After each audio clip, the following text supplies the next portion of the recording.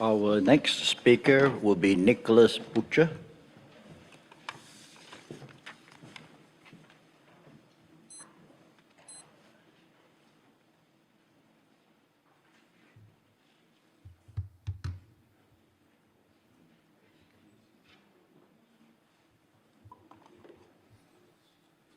Thank you, Mr. Facilitator, and thank you to the ITTO for giving me the opportunity to share with you today, and thank you to all of those of you listening for taking the time to hear about what we've been doing in New Zealand. I hope that the progress that we've made there within the New Zealand carbon markets is potentially one that can be repeated in other countries within the ITTO to bring the same benefits. Next slide, please. So an overview of what I'm going to speak to you about today. The first is a quick recap of New Zealand's NDC goals under the Paris Agreement and the role of forest and forest restoration within those goals. And then I'll speak briefly about the New Zealand Emissions Trading Scheme and the incentives that that has within for the forest sector to help drive progress towards those NDCs. I'll then get into the issues within the New Zealand ETS regarding forestry that we realised when looking into it and working with landholders, and the approach that we took to try and help resolve those issues to increase participation within the carbon markets within New Zealand and drive additional forest restoration. I'll then go into the details of how we approach that issue by applying artificial intelligence and remote sensing data along with automation and the benefit that this had in reducing market friction and maximising the effectiveness of the program. This is an approach that we feel is likely repeatable across regions with diverse forms of forest worldwide. Next slide, please. So New Zealand is a consumer member of the ITTO. However, New Zealand does have a large domestic temperate forest area. You can see the approximate split here. Roughly 30% of our land area is indigenous forest. 8% of our land area is exotic forest, which is primarily managed as a timber resource production forest. And like all nations, New Zealand's forest is both a responsibility for the country and also an opportunity for the country. And that's very true in the context of biodiversity and timber, but also in the context of climate change mitigation and carbon markets. Next slide, please. I won't go into the details here of the exact carbon budgets, but New Zealand's goal under its NDC is presently to reduce net emissions by 50% below 2005 levels by 2030. In order to achieve this, we intend a combination of domestic emissions reductions, domestic carbon sequestration, primarily in forest, and the potential of offshore purchases of transferable mitigation outcomes, as Selena spoke of. This chart that you can see here shows just how important the forest sequestration resource is. Land use change and forestry is currently a 23.3 megatonne carbon sink, which is roughly 30% of New Zealand's total gross emissions. So the incentives that we have in place should maintain and increase that sink in order for us to make progress towards our goals for climate change mitigation. Next slide, please. For the purposes of UNFCCC, 100% of New Zealand's forest estate is considered managed forest. And for NDC accounting, we follow effectively the same as the Kyoto model, where for pre-1990 established forest, changes in carbon stocks of that forest are credited versus a forest reference level. And for land established as forest after 1989, all of the changes in carbon stock can be credited against the greenhouse gas inventory, which means that progress against our targets requires managing the pre-1990 forest cover to maximise carbon stock and minimise deforestation, and managing and extending the post-1989 forest cover to maximise carbon stock. And this is not to say that those goals should be pursued at the expense of all else. There are obviously many other factors that need to be considered in terms of land use and food security, etc. But to the extent that we are pursuing increasing our forest carbon sink, that's how we look to achieve it. I'll come to this natural and planted forest plot network in some more detail later on, but this is the network that the New Zealand government has established, and it supports both our international reporting for progress in terms of LULUCF and also the domestic emissions trading scheme for forestry and supporting an accurate monitoring framework within that. Next slide, please. So to achieve this outcome with market mechanisms, requires aligned incentives, and there's two key elements. The first is a robust framework for recognising forest carbon sequestration outcomes, which landowners or forest owners achieve, and the second is a market that provides a way to turn those sequestration outcomes into money which can drive an economic response, ideally to increase the sequestration outcomes, being more carbon sunk or more CO2 credits issued. Next slide, please. Much of the opportunity for additional carbon sequestration in forest within New Zealand, or the establishment of new forest, is on land that is held by private landholders, which means that a system needs to be in place to allow those landholders to register and access these incentives. This requires them to register their forest and then perform ongoing monitoring and verification of the outcomes achieved with that forest. This is done within the New Zealand Emissions Trading Scheme in New Zealand, which is run by the government regulator who sets the rules and targets the progress towards the international NDC goals. By registering with the New Zealand Emissions Trading Scheme, landholders can, if they achieve sufficient forest outcomes, receive New Zealand carbon units called NZUs, and they can then sell, as the critical step, these units into a local compliance market through secondary market mechanisms to carbon emitters who have compliance obligations to offset their emissions within that market, and they can then receive payment. Next slide, please.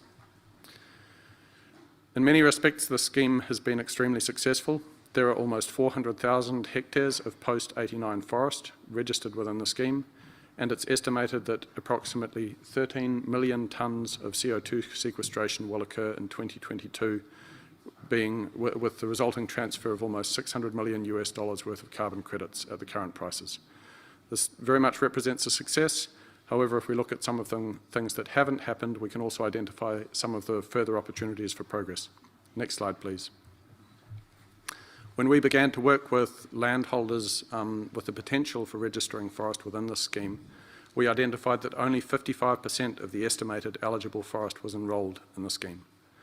Mixed land use participants, which is to say landholders who have a combination of production forestry and indigenous forestry and farmland, have the most potential to increase sequestration, but they also had the lowest engagement rates within the scheme. Similarly, Indigenous biodiverse forests are the highest policy priority in terms of the Climate Change Commission's goals within New Zealand, but they also had the lowest registration rates versus their area and were generally under-incentivised. Next slide, please. The key challenges that we identified are very similar. Can we jump to the next slide, please? Thank you. The issues that we identified in particular were the complexity of the registration and compliance processes from the perspective of these landowners, and the uncertainty that they had around the carbon yields and hence revenue that they might receive, and the monitoring processes that they would have to put in place. And these challenges were the most prevalent for areas of forest for mixed land use, as I mentioned before, and for high biodiversity forest with a large variety of mixed species representation, and for mixed management forest. Next slide, please.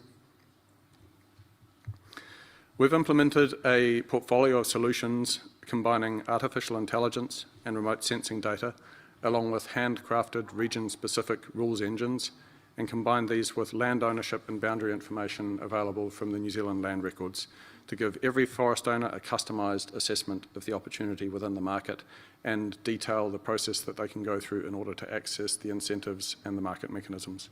Next slide, please. At the core of this technology is vegetation assessment using remote sensing data. Our system is able to estimate the species, height, density and growth over time of these areas of forests, primarily from aerial imagery, in much the same way as you saw a moment ago in William's presentation. And I'll now run through some details of what we can do and how. Next slide, please.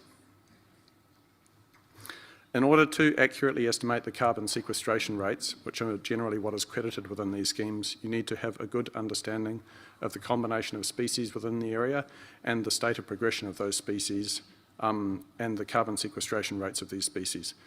Doing this through manual processes at very large scales is extremely labour intensive and prone to error. The processes that we have put in place allow the implementation of this in a largely automated manner based on very limited initial ground truth plots. which means that it can be deployed in a new area with a relatively low upfront investment and infrastructure requirement.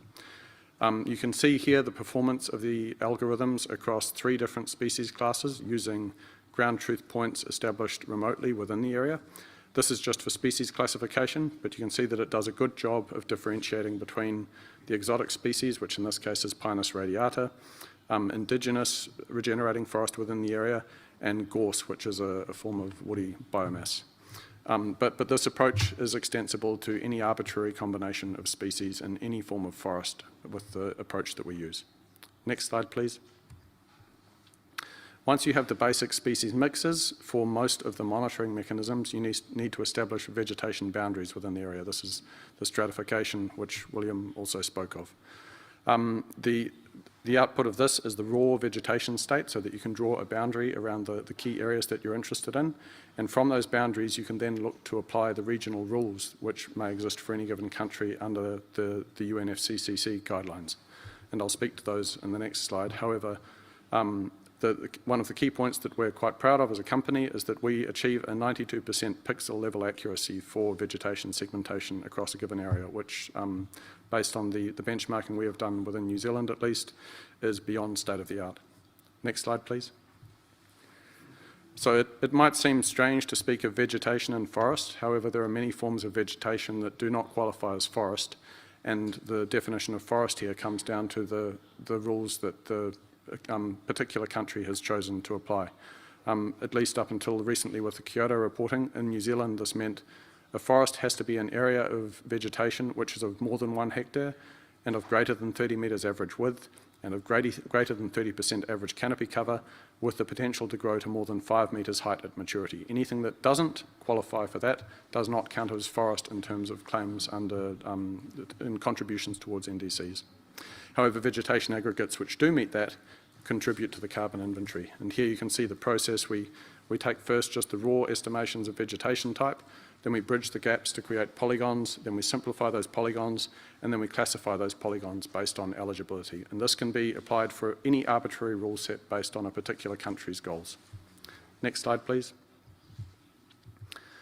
Once you have the forest areas, the thing that's actually credited is not the presence or absence of forest in carbon markets, nor even necessarily the carbon stock, but depending on the scheme, some combination of the carbon stock, which is the number of tonnes of carbon that are there stored in the biomass, and the carbon sequestration rate, which is given usually in a value of tonnes per year, and that's how much carbon is actually being removed from the atmosphere, or in the case of emissions, emitted to the atmosphere. Within the New Zealand Emissions Trading Scheme, these carbon units are issued based on standard species group carbon stock and sequestration rate tables developed by the government and the various ministries. These are calibrated with the National Monitoring Network, which I mentioned before, maintained by the Ministry of Environment and the Ministry for Primary Industries. There are custom rates based on sampling within the particular landholders' forests for larger areas of forests. Next slide, please. Within CarbonCrop, we have developed and are developing a high-resolution carbon stock map informed by these sampling pots and models from the government system. And this allows us to have sequestration profiles at very high resolution from standard remote sensing data. And by high resolution in this case, I mean single square metre levels. That's not to say that we are perfectly precise within a single square metre, but at a sort of small area it becomes quite accurate. And the key point is that this allows you to credit or discredit carbon sequestration at very high resolutions in association with perhaps local deforestation. If a single tree falls down within an area, you want to be able to have that reflected in the carbon stock and the sequestration rate for that area so that you can align incentives appropriately. The process by which we do this combines our species cluster similarity metrics, which I spoke of before, existing allometric models, either general ones or country-specific ones, existing ground truth calibration data, and then ongoing field measurement data. We're also incorporating an expanding set of environment data, which has a significant impact on the carbon sequestration rate. This includes such things as temperature, local topography, altitude, rainfall, and soil type, and many other factors. Next slide, please. As I mentioned before, for our species model, this approach can be applied across regions, assuming the presence of those various inputs. It does require an initial approximate allometric and growth model for the forest, for the categories for which carbon sequestration rates are desired to be monitored. The key point, though, is that it is specifically designed to integrate additional monitoring data over time to improve accuracy, and it begins at a conservative estimate level, which means that you do not need to have a perfect understanding of every aspect of your forest to begin to use the system and integrate it into a crediting scheme. You can start at sort of a lower level with more conservative estimates and then improve over time, which is key to removing barriers to initial projects. Next slide, please. One of the key things that scalable carbon markets require is high integrity, as has been spoken about in detail, and we do not have the universal solution to high integrity. However, there are a couple of technical elements which we have emphasised in our solution. Next slide, please. And these are designed to enable three key elements, being the transparency in terms of the data and the sequestration rates that are being assessed, the traceability of any given carbon unit that is issued. It has to be able to be traced back to an individual area of forest for the avoidance of double counting or double crediting. And finally, the auditability for similar purposes. If you are going to sell this instrument and have someone buy that for the basis of a carbon neutrality claim, somebody else needs to be able to verify that carbon neutrality claim by inspecting the origins of the unit and be able to trace it right back through. And these are key both for national market integrity and for international market integrity, whether within the voluntary carbon markets or compliance carbon markets or markets under the Paris Article 6 system. Next slide, please. We have implemented a solution using some of our technologies for this, for the purposes of a voluntary carbon market solution within New Zealand.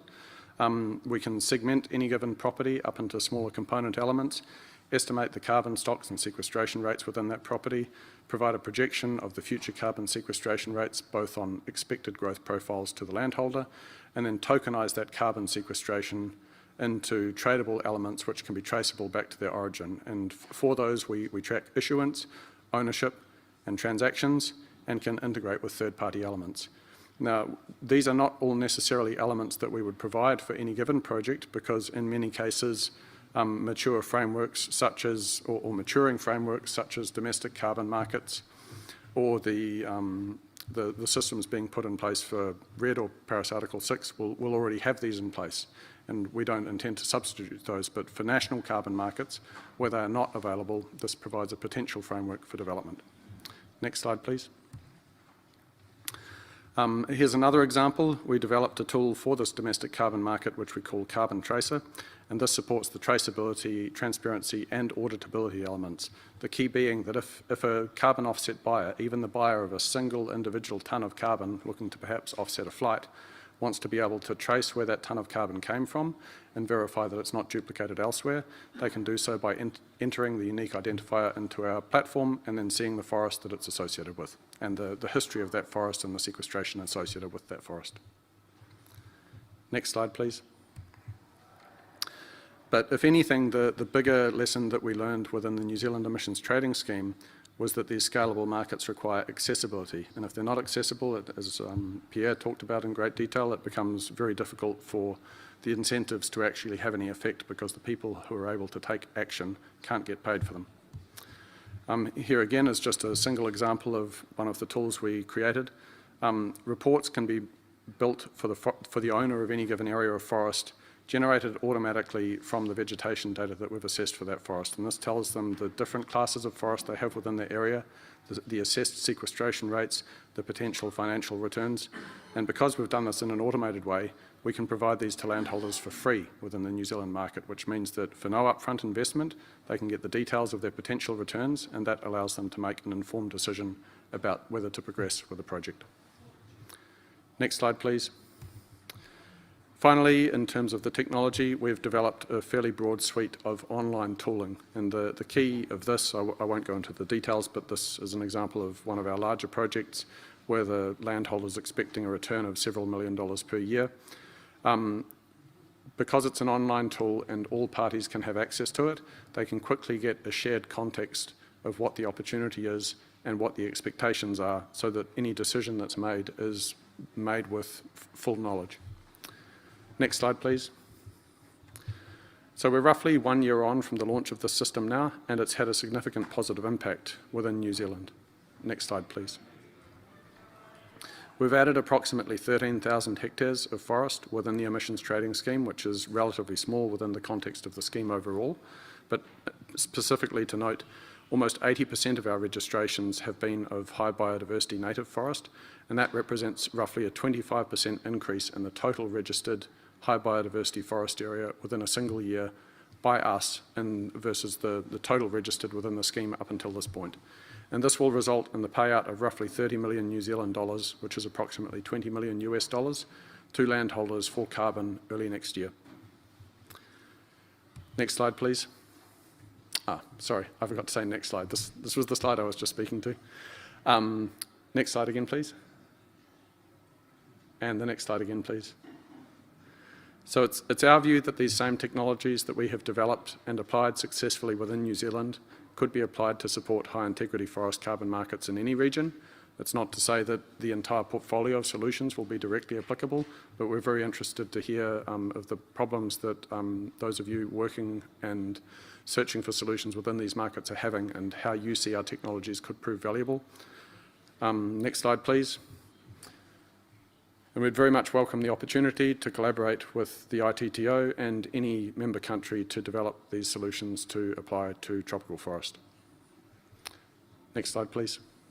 I'd just like to thank you all very much for your time and your attention. My contact details are here, and I'll be available later on over the course of this week for any discussions if you're interested in more details.